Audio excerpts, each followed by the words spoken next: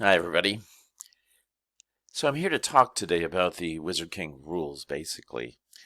And it's really not something that I'm looking forward to talking about because there seems to be some impression that these rules are really good. And that they shouldn't be criticized too much. I'd like to believe that's true. But it doesn't take long to take a look at these rules and see that there's some major gaps. Significant ones, and I'm going to point them out here, as well as go over the errata that's in the wiki on BGG. Now, there's going to be some more talk about this. I've decided to make a video about this as, I don't want to get into acrimonious arguments with people who claim to be lawyers or people who've been playing the game for 20 years as if that makes a difference. Each one of us is able to evaluate the rules on our own. Okay, we don't need to filter it through the prism of legal rules, theories about legal rules, nor do we need to trust the perspective of someone who's played the game for 20 years. Now, I have to say that it's really important to respect that sort of thing. It means a lot that somebody's put the effort into playing the game and probably discovered a lot of problems. But that doesn't mean that they're right about certain things. So, that being said, let me just say that I do want to respect everybody's opinion on this, but I'm laying this out, and I'll probably put a transcript file into BGG so that people who don't want to watch a long-winded video, they can read it and scan through this. Okay, so let me go into this in some detail. And the first thing we're going to take a look at here is the rules themselves, and particularly a really obvious gap. And I'm sorry. I don't know why I'm sorry, but I'm sorry nobody's noticed this before. Here, there's something missing. And I'm going to show you what's missing by going over to the Victory Blocks Games rules that are largely similar to this game. And I don't know how this got left out of Wizard Kings, but it should be in there, and I'm going to show you what that is. It's the definition of what a battle hex is, right here. What's in this particular set of rules for Victory Blocks games is a definition of what battle hexes are. And this is really crucial. If you don't define what a battle hex is, then everything that you say about battles in the Wizard King rules largely relies upon the assumption that people know what a battle hex is. Now, I don't know if they're getting this assumption or the rules from the first edition of Wizard Kings. I don't know if they're getting it because they play a lot of war games and they are able to make the assumption that a battle hex is where battle occurs. It's not an unreasonable assumption, but nevertheless, rules shouldn't force the game player to make assumptions about what is supposed to be happening, in spite of any so-called theory that we should be able to figure this out and therefore the rules don't have to say it. That's nonsense, pure and simple. We have to have this rule in here, but it's not in here. So, since there is no definition of battle hexes, we have to piece it together from reading asides. For example, perhaps there's something in here for battles in hexes that talks about hexes here. Certainly, I think over here, does it say something about hexes here? So, I mean, you can piece it together, but why should we have to? It doesn't make sense. It doesn't make any sense at all. So, and it causes other problems later, because since we don't really have a definition of a battle hex other than the vague suggestion that it's something to do with an enemy hex.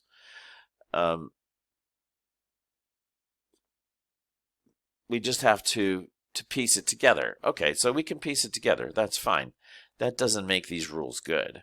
It makes them have a gap that should have been filled at the very beginning. It's filled in Victory Games. It's filled in here. Why isn't it filled in Wizard Kings? This is the same gaming company. How could they not make this kind of analogous rule? It should be very simple. But I'm going to tell you why I think that is. And I think it's because they wanted to squeeze all the rules into 6 pages. Basically, I say 6 pages because two of the pages are about scenarios, basically. And look at this. This is a complete waste of space. I'm sorry, but here you've got 2 columns of rules and then 1 column of sidebar comments. And the problem with the sidebar comments is that if you read them, some of them are rules and some of them are commentary. Okay, so you go down here, read something about the fog of war. Surprise is an exciting aspect of the game. Okay, great. Okay, but it's just a commentary. The combat example in here. All right, it does here again talk about hexes, so you can deduce that a hex is there. Got a reserves optional rule here. So you got commentary mixed in with rules in this sidebar. It's as if, we can't organize this effectively in the rules, so let's have a bunch of sidebars over here. No, this is not a good way to write rules. I'm sorry. It's not. If you think it is, well, I'm glad that you enjoy that, but I don't think that it is. All right. And I think there's more effective ways to do it. Now, as I said before, the battle hexes are defined here. But now we got another major problem that nobody seems to have picked up on, and I'm going to go to this spell page. Here's the spell rules down here. Spell casting. Okay, it just makes sense. You've got each wizard knows spells on their spell card. Okay, fine. They may know the dispel. They may also know it. I guess it's a may know it because it's an optional rule. Strange language. Okay, but here's the real problem, and nobody ever talks about this. Wizards may cast spells during the movement or combat phases or both. They can only cast 1 spell per move phase and cannot move unless they're the object of the spell. All right. So that all seems relatively fair.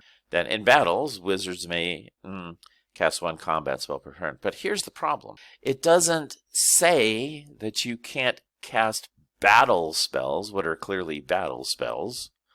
All right, let's take a look at the options here for that. Here's the battle spells for both the Amazon and Barbarian. And you can see that over here you've got the Hellcat spell, Revenge spell. All of these spells are attack spells, but it doesn't say you can't cast them in the movement phase. There's no restriction. Same for all of these right here.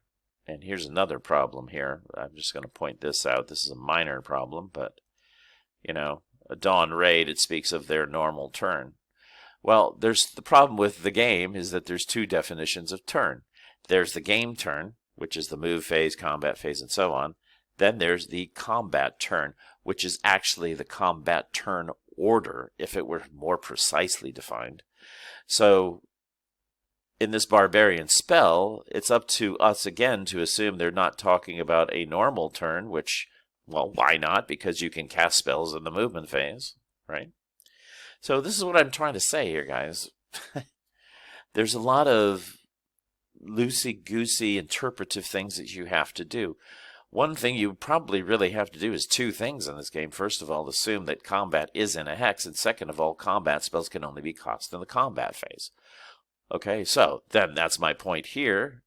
Why not say that? Why not put a line here? Very simple. Clarify that on the spells page right here, just put it here. Wizard may cast movement spells in the movement phase and combat spells in the combat phase. Because right now, if you actually follow the way this rule is written, I could cast one of these spells over here. Let's look at them again. Okay, so here it is. I could cast Hellcat, And it doesn't say there's any range restriction. I could cast Hellcat across the board. Why not? In the movement phase. Oh, I mean, this is a fantasy game that, you're going to do fantastical things. Who's to say that a mage can't cast a spell 3 hexes away? Why not? Okay, so the rules have to be very specific about that. But since a battle hex isn't defined, and since you're allowed to cast spells in the movement and combat space, you get the impression that, for example, you could cast Revenge and target something. It says targeting allowed. I'll target something 3 hexes away in the movement phase. I'll do Milk and Honey in the movement phase. Why not? It doesn't say it can't. And we had a big discussion about whether a hit is the same as a step. But back to Milk and Honey. Well, I can just cast this in the movement phase and start building up my units. Doesn't say I can't do it, right? So that's the problem. It's a gap in the rules that we all make assumptions. Well, what they really meant to say in the rules, let's go back to the rules, they must have really meant to say that combat spells can only be cast in the combat phase in a combat hex as defined by Victory, Blocks of War, and that movement spells, and there's actually only about 2 of them, can only be cast in the movement phase. And actually, that's what's funny, because in the cards that have movement phase spells, it says specifically can only be cast in the movement phase. But the rest of the spells, it doesn't say that they can't be. So this is a clear gap, a clear oversight in the rules. And I don't care if you disagree, because anybody that plays a game with a variety of people, which isn't what happens with this game, but if you do play with a variety of people, somebody's going to say, hey, why can't I'm going to cast a spell on your castle from this wizard. And you're going to say, no, you can't do that, you can't do that. And he's going to look at the rules, he's going to say, well, where does it say that I can't? It doesn't. Okay, and that's my point. Okay, I think I've made it. I'm going to not belabor this point any further. So let's move on to the errata page. And this is a really good page on the wiki. I think this needs to be maintained. I think that anybody who has contributed, and there's been a number of recent contributions by people talking about some errata, that should be included on this page.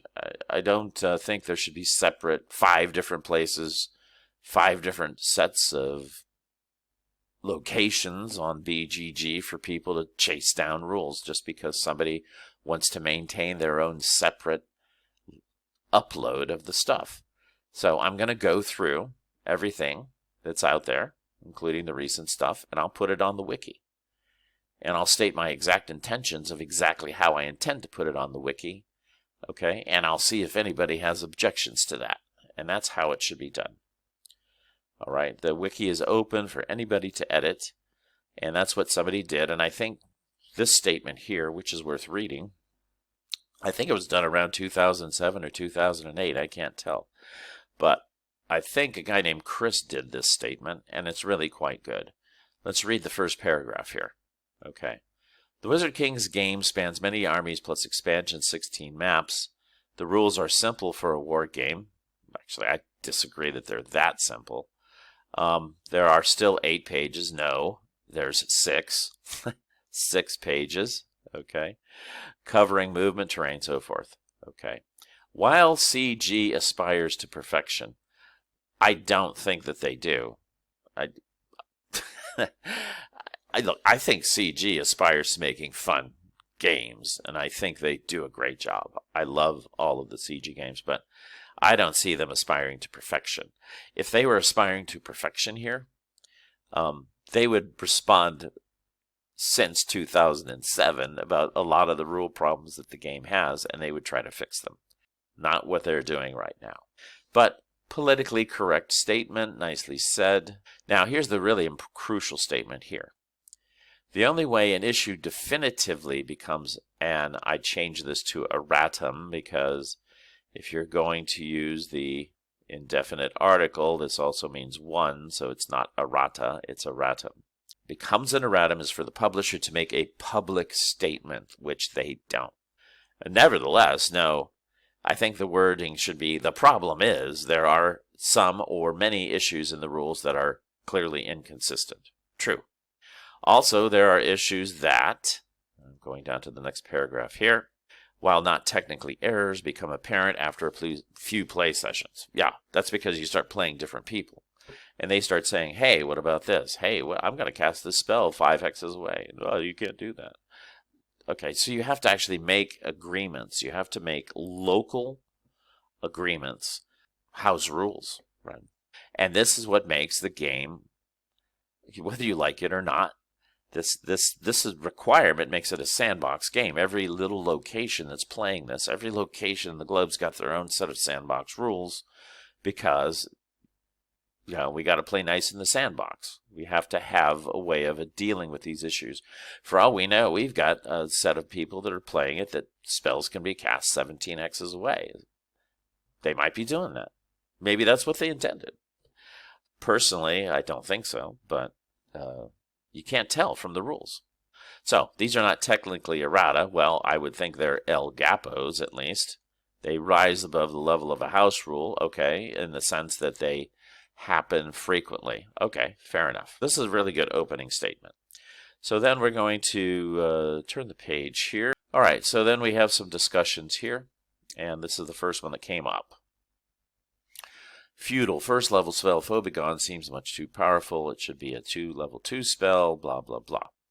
Tom Daglish, back in 07, the last time we heard from Tom, unfortunately, he said, okay, make it level 2. All right, so everybody needs to get out their little cards on the feudal spells and mark through this spell that it should be level 2. Then some additional options are put in here.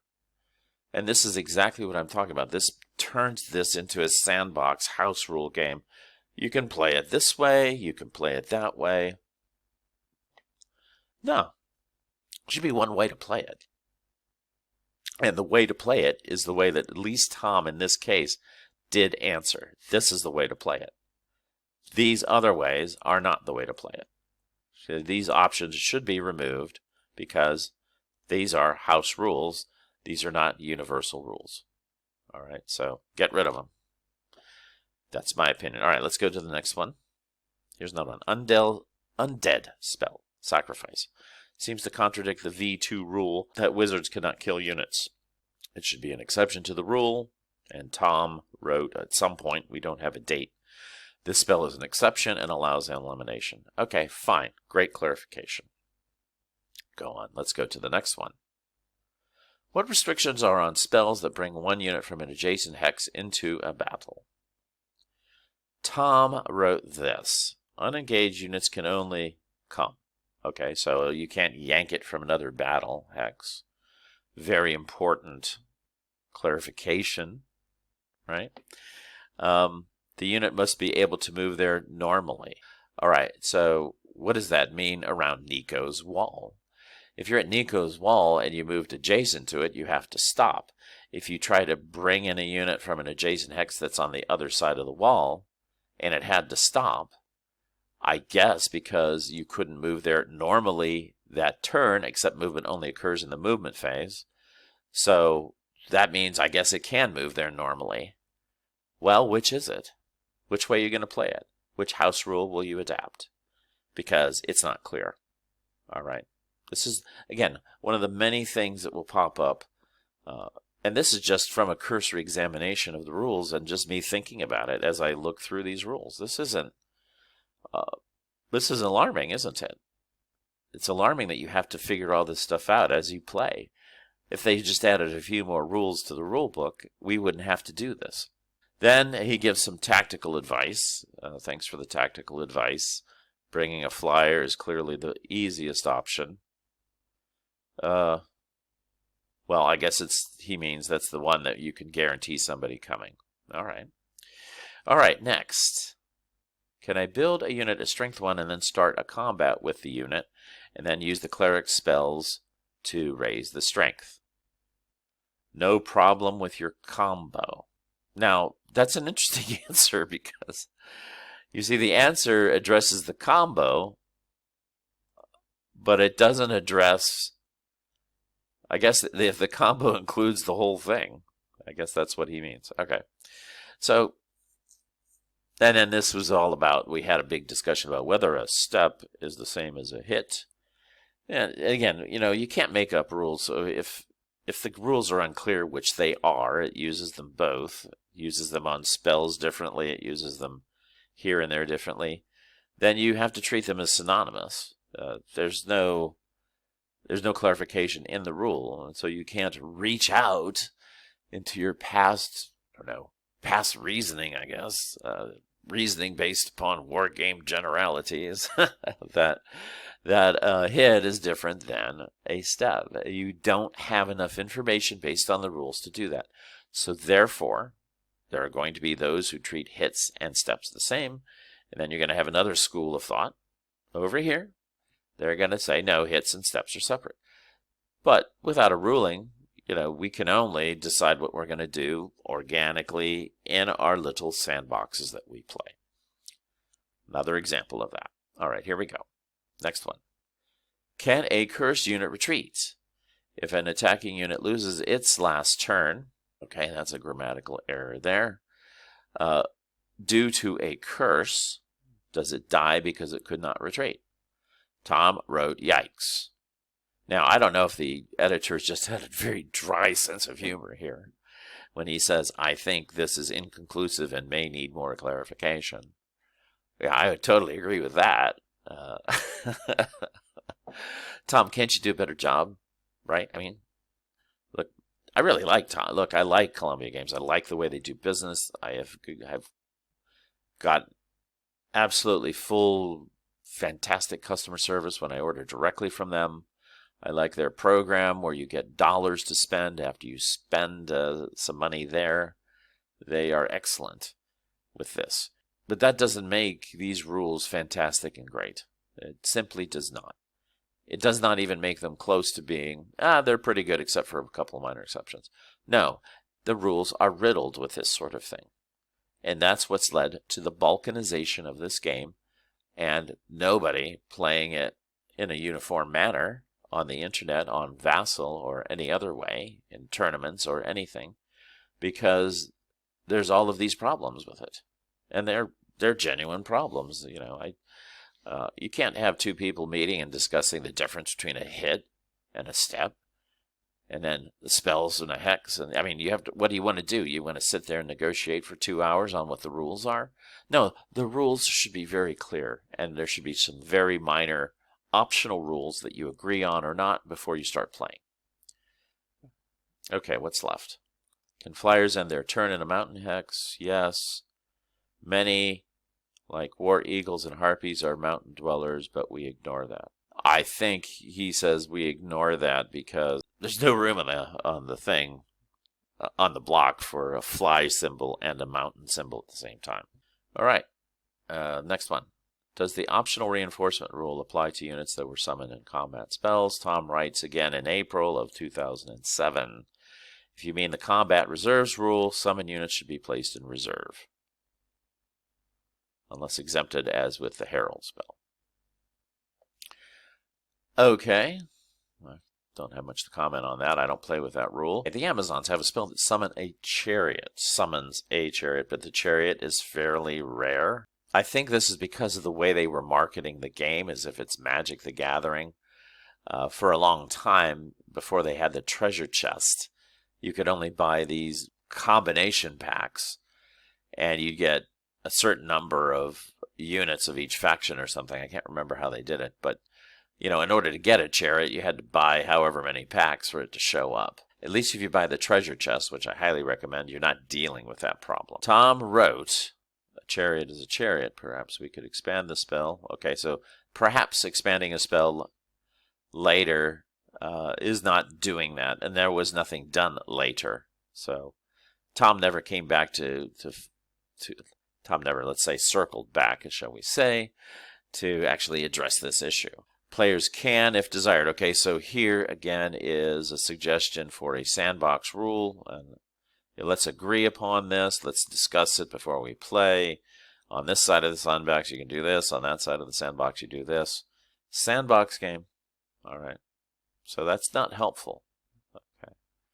And then the Q&A exchange is based on a misunderstanding. The spell cast was lame in Wizard Kings 1. Okay. This is funny. The spell was rather lame in Wizard Kings 1 when the Amazons actually had a bunch of chariots by default. It's even lamer now that they don't. Okay. Forceful opinion. Gotta like that. All right. So in a separate response, Tom wrote, for now, okay, as if he's going to come back and address this. So I guess this is the rule. Any unit with speed 3 can charge, which I guess includes flyers. Flyers can charge too if they have a speed 3. So if the Amazon has an aquatic unit with a speed of 3, that unit can charge using this spell. And it's an interesting idea. I think that actually makes more sense, although I like the idea. With the treasure chest, I think you do get about 3 chariots, and so you could make an issue with the chariots themselves being the ones to use. Okay, is that it? One more. Okay, I asked when wizard spells retreats take effect, immediate, round 1 or round 2. Okay, so this is where we had a discussion about my inability to understand the rules. Well, I don't misunderstand any rules here. Okay, it says when do they take effect, but they still retreat like normal units. The way you'd have to handle that is you got to go to the retreat rules, wherever they are, on page 6. And if the retreat is immediate, how does that affect retreats? Well, we ignore this because they just said we could. We can ignore blocks cannot retreat on round 1 and retreat on the normal combat turn. Well, I guess it's not a normal combat turn for them because it's on the enemy combat turn, but nevertheless, they have to retreat like this. Blocks must retreat to these types of hexes. Okay, and hex side limits apply. All right, there's nothing I misunderstand about this rule, and I don't think anybody does misunderstand this interpretation. Now, it's fun to point out as if that's a good tactic to do, that somebody misunderstands something so that you can point their finger at them and make an ad hominem remark about their intelligence or inability to understand, however you want to interpret it. But no, completely wrong. So anyway, those are my overview of the rules so far. Now what I'm going to do is put together a scenario. In fact, let's discuss this. I've got the pieces out for this barbarian raid scenario. Okay, so here's the barbarian raid scenario. Now we have these 2 charts of the... So let's discuss what's missing from this scenario. Okay, this is another example of, let's see what we have to figure out how to play this, and then hopefully we'll never have to play somebody else who plays it a different way and we'll have to argue about it. So here we are, the Amazons and the barbarians have these units. Okay, then there's the backstory. The Amazons have become complacent. Oh, silly Amazons. And then you go up here. There should be something here that says, okay, see sidebar. Okay, so there should be something that says special rules, just for the sake of doing this right. You know, special rule 1, special rule 2, special rule 3. Come up with a standard, all right, that makes sense. Okay, it does say eliminated blocks are permanently out of the game. So does that mean automatically eliminated and out of the game? Is that what we're supposed to assume? Or are we to think, well, if they want to, the Amazons can build other units from their base of units that are available? What about chaos units? Well, I think this scenario was created before chaos units came. You have to have this discussion before you play the scenario. Well, I want to bring in... No, you can't bring it in. Well, where does it say I can't bring in a new unit? Well, it's a eliminated block. Well, it wasn't eliminated. It just never started. This is the kind of conversation that you have to have just to play a silly little scenario. It's just it shouldn't be so incomplete. All right, so we're going to make the assumption that when I play that the only blocks allowed are the ones that are there, but I'm going to add a few blocks as reinforcements just to spice up the game. And I'm going to explain why quickly here as if I look at the vassal module for this. Oh yeah, I was going to show you the demonstration of the Runica in his movement phase. Well, I think his castle's over here. I'm going to cast a fireball spell or whatever it is they have and, you know, try to reduce these guys while I'm sitting here in the movement phase. Nothing actually prohibits that in the rules. Not a single thing. All right. So I think I made my point on that, though. People are going to disagree with that. They're going to say, oh, no, that's not true. Well, I wish it weren't the possibility of being interpreted that way. I would agree with everyone in that sense. I'm not trying to be unreasonable here. I'm just trying to narrow down what the rules really are. And the whole range of assumptions that we all have to make to play this game is just too much. All right, so just a quick overview of this scenario. The barbarians are in a situation where they have to take the castle. Now, the castle doesn't have to start right there. So we'll go ahead and do a purple square. Based on the criteria that the barbarians have to destroy the castle, the two best towns for that are either Bredon or Tarsus, probably because, well, especially Bredon is hard to get to. If the barbarians don't have an aquatic unit, they won't be able to cross this river and or get into, well, they can get into the marsh if they can cross the river, but they can't cross the river here or here. There's no bridge there. So they can come up to Crimson Lake, and then they can. Well, that's interesting because that's a water hex actually. So because of the center dot being there, so only flyers can really come from Crimson Lake. It looks like. All right, so getting to Bredon is going to be really hard to do. In fact, you might as well say the barbarians need to wipe out the entire set of Amazons if they want to take the castle, if it's there. So that seems a little harsh to me for these guys to be able to have to do that. Of course, they could use flyers to fly across there, but you know, with the stacking rules and the defense rules the way they are, you know, if the Amazons can retain enough force, that's going to be so hard for them to get to. They'll have to get through Tarsus and then be able to cross. Eventually, if they can get Tarsus, then they'll be able to put 2 units across there. But still, and maybe a flyer or 2 can fly across. They can get 4 units in. But it's a tough job for them to do that. So it should be interesting, but I'm going to add some units, reinforcements for both sides to make it more interesting than the scenario is and to show some different things. So, all right, that's it. Thank you, everybody, for listening to my video here. If you liked it, you know, subscribe. Give me a thumb if you want. And I'll see you guys somewhere soon.